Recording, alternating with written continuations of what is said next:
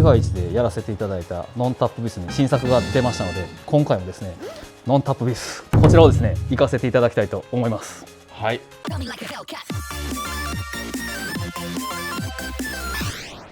お疲れ様です。お疲れ様です。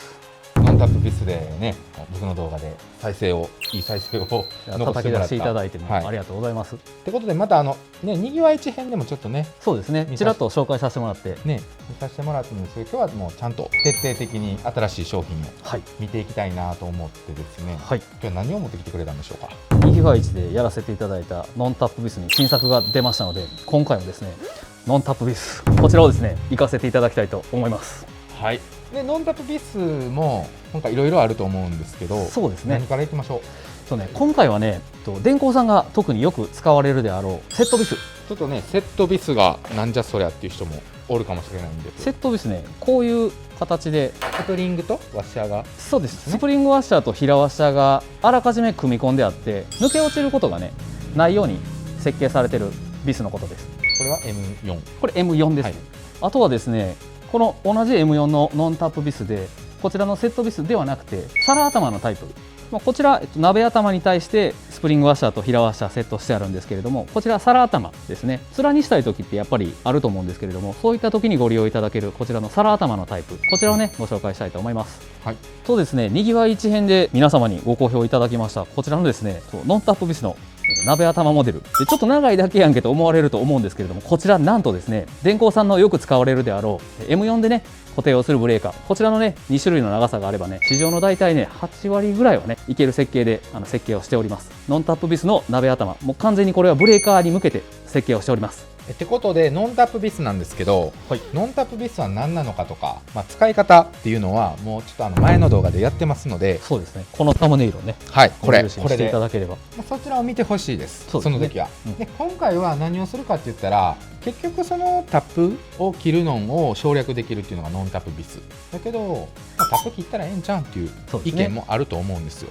で買うからにはどんだけやっぱり時間が変わるんかっていうところになってくると思うんで、ちょっと僕ら勝負しましょうか。やりますか。はい、お願いします。村松さんは手動でタップを切る、ハンドタップね。で本来なら僕ら電気屋はこういうのを使うことが多いんですけど、せっかく見てもらってるんで、一応こういうラチェット式のドライバーでもタップを切ることができるんで、やってることは一緒ですもんね。応用編って形で今回ちょっとこれでやりましょうか。そうですね。って感じでやってみます。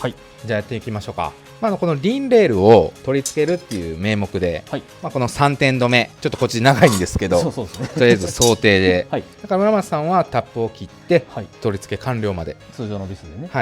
僕はもうノンタップビスでやって、3点止めたらどれぐらい変わるかやってみましょうか。そうですね。多分僕の方が早いんで押しますわ。多分ね、そうですね。多分早いでしょうね。多分早いと思う、僕も。じゃあ先構えていいっすよ。僕はこの黒い列にね打っていきたいと思います。わかりました。いきます。よーいドン。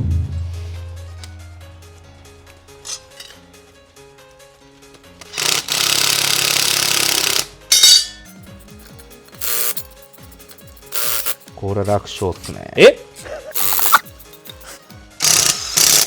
27秒。いやいやいやいや。結構ゆっくりめにやって27秒でした。こっちはね必死こいてやっててこれですよ。まだ一発も終わって。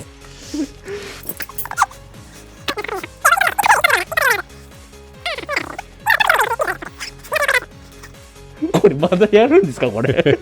頑張りましょう。これ野球やったらコールド負けってあるんですけど知ってます？はい、知ってますよね。10点ですよね。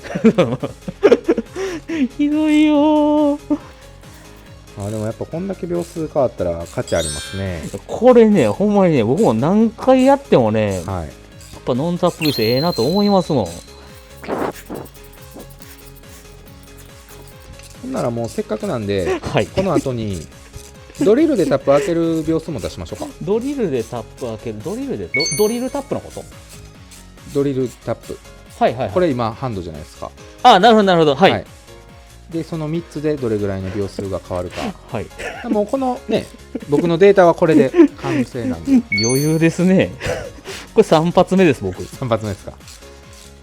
ビス出しておきましょうか。ああ、ご配慮ありがとうございます。タップって大変ですよね。これえぐいでしょほんまに。そうなんですよ。でこれ今まだやりやすい場所ですけど、そうペラペラですねこれ。そうなんですよ。あ、喋らんと集中してください。あ、そうそうでもこの例えば9尺の上とかでねやらなあかんこともあるんでわかりますよ。その時ってさらに時間がかかるんでね、またこれやりやすい環境ですもんね。そうですね。それでこんだけかかっちゃうからね。でもこれはだいぶ時間がこれ僕ふざけてませんからね真面目にやってるからね。そう一回いったらこれ抜くも大変ですもんねこれタップってね。そうですね。とりあえずちょっと一山だけかけて、はい、あとはちょっとハンデをいただこうかな。そうですね。 OK、3分16。ひどいえぐってことでノンタップビスと普通のハンドで切ったら3個で2分49秒の差が生まれました。1本あたり56秒。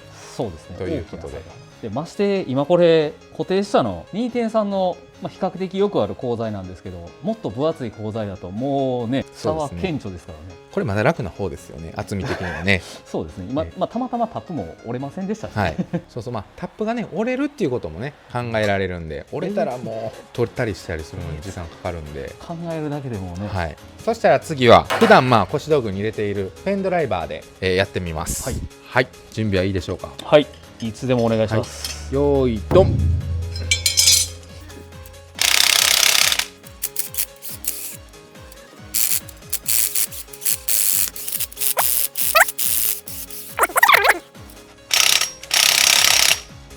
怖い怖い怖い怖い。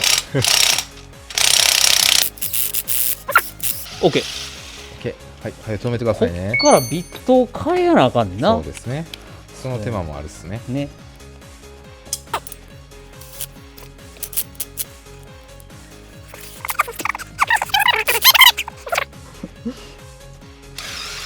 はい、1分半ですね。はい。ってことでいろいろまとめたんですけども、はい、ノンタップビス VS 手動のハンドやったら、はい、1本あたり56秒ということで、はい、約1分変わりますね。そうですね。1分はでかいですね。大きいですね。あとはやっぱり売ってて不安感ないでしょ。不安感ないですね。僕ちょっと急ぎ目でやったんですけど、やっぱ折れへんかな、折れへんかなと思いながらね、必死こいてあんな感じですね。はいはいはい。やっぱね1日多い時は100発とか普通に打つんでって考えたら、えげつない。6、7、8、1時間40分ね。午前の仕事終わってまいりますよ。でペンドラドリル。はい、自動やね。自動タップとノンタップやったら22秒ということで。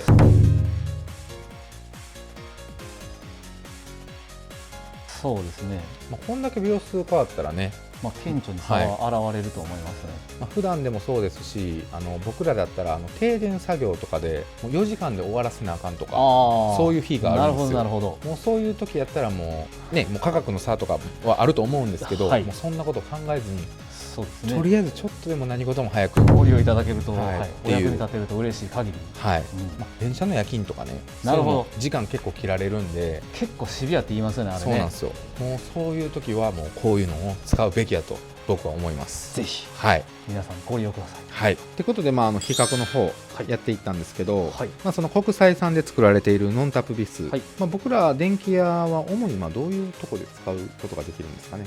冒頭に紹介させてもらったセットビス、スプリングワッシャーと平ワッシャーがセットになっているタイプですと、先ほど止めさせてもらったこちらのね、盤内のディンレールと呼ばれるものでありますとか、あとはですね、このね、切り込みの入った、これもね、盤内で線束ねるときにこれ使うんですよね。こういうね、切り込みの入った樹脂製のダクトであったりとか、こういったものを止めていただくときには、すごくね、お役立ちのアイテムになっていると思います。でスプリングワッシャーあるんでね、やっぱり振動にも比較的強くなってますので、緩み止めの効果ありますからね、そういったところでも安心して、機械周りなんかでもね、ご利用いただけるのではないかと思います。スプリングワッシャーというのは目視確認のためだけじゃないんですね。締め込んだ時の。ああ、なるほど。例えば僕らだったらね、これを締めた時に、スプリングってこういう風になってるじゃないですか。そうですね。これが言ったらもう大きい現場だったら100個とか締めていくんで、もう検査員が1個ずつ締めて確認できたらいいんですけど、目で見て、ちゃんとこうへしゃがってるから締まってるなっていう風なためのスプリングやと。僕は教えられてきたんですけど。なるほど。確かにいう感じでは、おっしゃる通り、僕も逆にびっくりしたんですけど、そういう役目も果たしているとは思いますけど、作る側の思いとしては基本的には緩み止めの効果をまず第一に考えてやってます。どういうふうに緩み止めになるんですか？これね、スプリングワッシャーこう締め込んでいったらこう突っ張る、これ常時突っ張ってるんですよね。突っ張ってる方のスプリングワッシャーがしっかりと打ち込まれてる側、ここのネジ山かかってるところの鉄板ですよね、ここに対してしっかりと摩擦抵抗を持たせることによって緩み、しっかりと突っ張ることでよりしっかりフィットしますから、摩擦抵抗、大きな摩擦抵抗が生まれて通常のものよりも緩みにくくなる。スプリングワッシャーは常に突っ張ってるっていう感じでいいんですかね？スプリングワッシャーは基本的にそうですね。普通のバネだとね、押しバネ引きバネあるんでちょっと違いますけど、ビスに関して言うのであれば基本的にはスプリングワッシャー突っ張ってるものがもうほとんどだと思います。そのワッシャーと頭の間に突っ張り棒がおるみたいな。そうです。勉強になりました。はい、お役に立てれば。はい。あとは例えばどんなものに使うことがあるんですか？あとはですね、最後にちらっと紹介させていただいたブレーカー用のサイズね、電工さんに向けたこういったね動力のブレーカーでありますとか、いろんなブレーカーあると思うんですけど、こういったブレーカーに向けたサイズ、本当にねちょっとだけね出るんですよね。5ミリぐらい、この長さ、これ短い方、こちらね35。4の35で、もう1種類がこの4の55、4の55で、これもね、市販のブレーカー M4 で固定するブレーカーであれば、これもねほんのちょっとだけ出るように長さ設計されてます。基本的に純正についているねビスと同じなんですけれども、ノンタップビスの仕様になってますので、先ほどみたいにね下穴開けていただいて、であとはそのままパリパリっと打ち込んでいただいたら、タップ作業なしでねこちらのねブレーカーをつけるっていうことができるようになりますし、これブレーカーってやっぱり打ち込んでいただいた後ね、何年かしたらやっぱり交換考えないといけないと思うんですけれども、例えばねこっちのね短い方の最初35、ノンタップの35で止めたけど、次はちょっと長いので止めやなあかんと、次の器具についてるビスがちょっと長かった時、これあると思うんですけど、タップが切れてますから、基本的には器具についている通常のコネジ、これもねご利用いただくことが可能です。今聞いてて思ったんですけど、僕ら作業で盤があってブレーカーを溶接したりすることがあるんですけど、どうしてもね一時側を落とせないことがあるんですよ。テナントとかで違うテナントにそこから行ってるとか。なるほどですね。その時に正直タップ立てたりしたくないんですよね。それからスパーク、でも養生したりしてやってるのが現実なんですけど、このノンタップビスやったら心配はないと。そうですね。通常はねタップを切るっていうと、皆さんご承知の通り切りくず、切り子、あれが出てくると思うんですけど、ノンタップビスはこう押し広げてタップを形成していくんで、切り子の心配っていうのは普通にタップを切ったりだとか、穴を開けたりする時の切り子みたいな風にはバーッと出ませんので、そういったところでもねご安心いただけるのではないかと思います。ということで、いろんなね M4 のノンタップビス見せてもらったんですけど、 M6 のサイズとか他のサイズもあるということで、そうですね、やっぱり皆さんからねこう商品見てもらう中で M5 ないんか M6 ないんか、さっき見てもらったようなねセットビスないんかっていろんなお声いただいて製品作ってますので、次回はその M6 のビスがちょっと特殊なんですよね。 M6 にはそうです、現場の電工さんが喜んでいただける秘密がちょっと詰まってます。ということで次回は M6 編お送りいたしますので、今回はありがとうございました。皆さんお楽しみに。お楽しみに。こちら M6 でございます。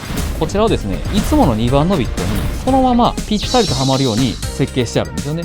プラスビットのまま最後まで締めれるということですね。とりあえず面白くしたいです、電気屋を。